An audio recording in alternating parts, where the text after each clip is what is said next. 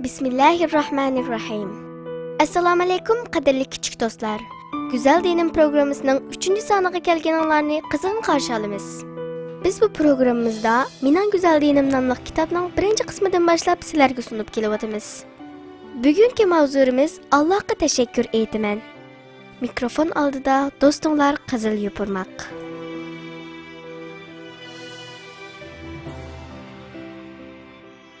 Allohga tashakkur aytaman. Ayşe bir qancha kundan beri uyda og'rib yetib qolgan edi. Xeli saqaygandek qilgan bo'lsa-mu, ammo onasi uning yotmay o'rnidan turib ketishiga ruxsat qilmayotgan edi. Yana bir oz dam ilishi, yemak-ichmaklarga diqqat qilib, asliga kelishi kerak edi. Ayşe'ning karvati derazaning yonida edi. Gün boyu ko'chada o'tgan kashkanlarga qarab yotadi. Kitob o'qigach ota-onasi bilan paranglashadi. Shundaqdimi, ichi qattiq pishib ketgan edi. Tomoq yeyishni xohlamaydi. Bo'libmi, dori yeyishga bakli o'ch bo'lib ketgan edi. U kuni tushdan keyin Ayşe'ning o'qituvchisi uni yo'qlab keldi. Ayşe bakli xo'shal bo'ldi. O'qituvchisi Ayşe'ning peshonasiga so'ydi. Yeniga kelib o'ltirib, qandaqroq turayotganligini so'radi. Ayşe karvatda yetaverishdan joq to'yib ketganligini, dori yeyishga o'sh bo'lib ketganligini, tezroq saqayib, o'rnidan turishni orzu qilganligini aytdi. O'qituvchisi Ayşe'ning sochlarini silg'ach, texim savrchan bo'lish kerakligi to'g'risida nasihat qildi. Ayşe jimib ketdi. Bu nasihat bek xo'sh yoqmagan edi. O'qituvchisidan, "Xonim, Alloh kasallikni nima uchun yaratgan bo'lg'iydi?" deb so'radi. O'qituvchisi, "Sog'lomlikning qadriga yetishing, savr qilishni o'rganishing uchun", dedi kulimsirab turib. Ayşe tushunmagan edi. "Qandaqsiga?" deb so'radi. O'qituvchisi, "Men qara Ayşe, beshimizga kelgan har qandaq bir ko'ngilsizlik bizga bir narsalarni o'rgatish uchundir. Masalan, kasallik sog'liqning qadrini his qildirdi. Ochlik yemaklikning qimmatini his qildirdi. Ussizlik bo'lsa, suvning qimmatini. Agar bularni his qilmasang, qo'l elkangdagi narsalarning qimmatini bilolmaysan", dedi. Ayşe o'qituvchisining so'ziga beshini lang'ishtib, "Shundoq, to'g'ri deysiz. Men bu sog'liqning qanchalik muhim ekanligini kasal bo'lgan chig'imdala ondan his qildim", dedi. O'qituvchisi, "Aferin Ayşe. Bir narsaning qimmatini bilmasak, uni berguchiga loyiqida tashakkur eta olmaymiz. Sen buningdan keyin seni sog'lom bir qiz qilib yaratgan Allohga texmi ko'p shukr qilsang-ku deyman. Shundoq emasmi yo?" dedi. Ayşe, "Shundoq xonim, shundoq. Buni hargiz unutmayman", dedi o'qituvchisining ko'zlariga qarab turib. Ammo birdan o'ylagandan keyin xiyoliga bir savol keldi va so'ramay tura olmadi. "Xonim, undaqda boylar Allohga texmi ko'p shukr qilishi kerak, shundoqmi? Sen o'ylab baq. Agar bir kishi a'mo bo'lsa, biroq nihoyat ko'p puli bor bo'lsa, u barliq pulisini dunyoni ko'rish uchun, ko'zni saqaytish uchun xarjlamasmi? Yoki gaz bo'lsa, barliq mol dunyosini ovoz anglash uchun sarf qilmasmi?" deb javob berdi o'qituvchisi. "Albatta xarjlaydi-da", dedi Ayşe. "Undaqda ko'rdigan ko'zi, anglaydigan quloqi, mang'alaydigan puti bor bo'lgan har qanday jonliq intayin boydir. Hammadan avval tafakkur qila oladigan aqli bor insonlar. Undaqda menmu nihoyat boy", dedi Ayşe. "Shundoq, sen nihoyat boy. Shunga Allohga shukr qilishing kerak", dedi o'qituvchisi. Ayşe, "Men endi bundan keyin shikoyat qilmayman. Allohga shukr qilg'uchi bir banda bo'laman", dedi. O'qituvchisi Ayşe'ning kichik qo'llarini tutib, uning peshonasiga mehri bilan suyib qo'ydi va "Savr qilgin, Allah'ın sana tezrek şifa verişini tileymen, dedi.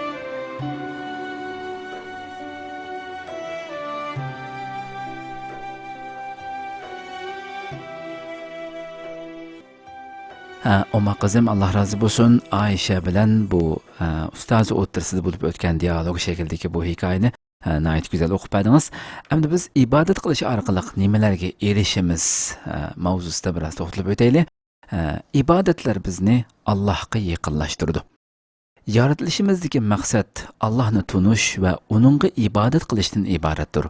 Qilgan ibodatlarimiz bilan biz o'zimizning Allohning quli ekanligimizni ifodalagan bo'lamiz. Özümüzni Allah'a teximi yaqin his qilamiz. Bevosita holda uningdan yordam tilab, uning rahmatiga sig'inamiz.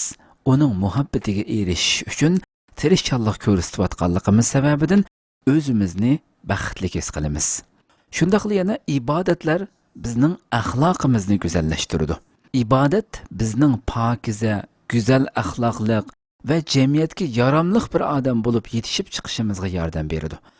Qalbimizni nachar o'y ve bo'lmag'ur xiyollardan pokizlaydi. Hem içimizni, hem teshimizni, yani ruhimizni pokizlash orqali axloqimizni qanday qildi? Go'zallashtirdi. Shundaqla yana ibodatlar iymonimizni kuchlantirdi. Iymonni saqlash va kuchlantirish faqat ibodat bilan mumkin bo'ldi. Buningga nayt diqqat qiling. Iymonni saqlash va kuchlantirish faqat ibodat bilan mumkin bo'ldi. İbadetlerimizni joyida qilsak, iymonimiz kuchlandi. Ko'rayotganimizdek ibodat ham bu dunyoligimiz hamda u dunyoligimiz uchun foydalidir. Iymonning lazzatini tetigan bir musulmon qayerda bo'lishdan qat'iy nazar Allohga ibodat qilishdan neri turmaydi. Darvaqa suyumli payg'ambarimiz bu jihatdami biz uchun eng go'zal o'rnakdir. U Allohga qulluq qilishda intayin astoydil edi. Payg'ambarimiz Allohga qulluq, Allohga bandachilik qilishda intayin astoydil edi. İbadet qilishni nihoyat yaxshi ko'radi. Barliq ibodatlarni kam kuchsiz to'liq ado qiladi. Musulmonlarning mu ibodatlarini ado qilishini pat-pat nasihat qilib turadi payg'ambarimiz. Bu hargiz esingizdan chiqmasin. Alloh taolo nima deydi Qur'oni Karimda? Sura Zariyatning 56-oyatida "Men insonlarni va jinlarni faqat menga ibodat qilsin deb yaratdim" deydi. وَمَا خَلَقْتُ الْجِنَّ وَالْإِنْسَ إِلَّا لِيَعْبُدُونَ. Men insanlarni ve jinlarni faqat menga ibodat qilsin deb yaratdim dedi. Bizning yaratilishimizdagi, bu dunyoda mavjud bo'lib turishimizdagi, bu dunyoda yashashimizdagi eng birinchi sabab nima bo'lsa, bizning Rabbimizga ibodat qilishimiz. Bu hargiz esinglardan chiqmasin farzandlarim. Shundaqla suyumli payg'ambarimiz mundaq deydi. Bir odam payg'ambar alayhissalomning yeniga kelib, "Ey Rasululloh, meni jannatga elib boradigan, jahannamdan yiroqlashtiradigan ishlardan xabar bersang" dedi. Buning bilan payg'ambar alayhissalom mundaq dedi: "Allohga ibodat qilib, uningga hech narsani shirik keltirma. Namoz o'qi, zakot ber va xish aqribolaringning holidan xabar ol" deb bu tavsiyalar bo'ldi payg'ambarimiz. Bu hadis bo'lsa Buxoriyning adab babida tilga olingan hadis. Shunaqli bir kuni payg'ambar alayhissalom Muaz ibn Jabalning qo'lidan tutib, "Muaz, Alloh guvoh bo'lsinki, seni haqiqatan yaxshi ko'raman" dedi. Muazmu payg'ambar alayhissalomga "Ey Rasululloh, menmi seni yaxshi ko'raman" dedi. Ondan payg'ambar alayhissalom mundaq dedi: "Muaz, har namozdan keyin bu duoni cho'qim o'qishingni tavsiya qilaman" dedi. Va dediki: "Allohumma a'inni ala zikrika va shukrika va husni ibadatik." Rasulimiz, payg'ambarimiz Muaz ibn Jabalga o'gitib qo'ygan, o'qishini cho'qim o'qishini tavsiya qilgan duo. Qadrli farzandlarim, qadrli qarindoshlar, bu tavsiya qilgan, Rasulimiz tavsiya qilgan duo qaranglar. Allohumma a'inni ala zikrika va shukrika va husni ibadatik. Ma'nosi nima? Ey Alloh, seni zikr qilishim, ne'matingga shukr qilishim, sana ta'dil arkon bilan ibodat qilishim uchun menga yordam qilgin ya Rabbi degan gapda. Nima degan esil ma'nolar? Yerim qurliq bir so'z. ikki kelimelik bir söz ma'nisiga qarang. Allohim, seni zikr qilishim, ne'matingga shukr qilishim, sana ta'dil arkam bilan ibodat qilishim uchun menga yordam qil deydi. Buni hargiz qadrli farzandlarim, bolalarim va anglag'uchi barliq qarindoshlar hargiz esimizdan chiqarmasligimiz va har namozdan keyin bu duoni cho'qim o'qishimiz kerak. Payg'ambarimiz o'zi eng yaxshi ko'rman, men sizni haqiqatan yaxshi ko'rman degan Muaz ibn Jabal radhiyallohu anhuga bu duoni o'qishni tavsiya qildi.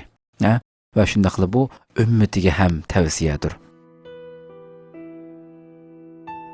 Qadrli ummaq farzandlarim, shundaqla bu darsimizni, bu programmamizni anglayotgan barliq ota-onalar shunday qilib Go'zal dinim programmasi 3-soni bu yerda oyoqlashdi. İnşallah yeni bir qatımlıq dersimizde, yeni bir qatımlıq programımızda görüşükçe sizlerden Cenab-ı Allah'a tapşırımız. Esselamu Aleyküm ve Rahmetullah. Kızım bunda olsa siz mi hoşluş verin? Qadrli kichik do'stlarim, shunday qilib bugungi programmamiz mush yerda oxirlashdi. Kelar qatimliq programmamizda ko'rishguncha sizlarni Janobi Allohga topshiramiz. Assalomu alaykum va rahmatulloh.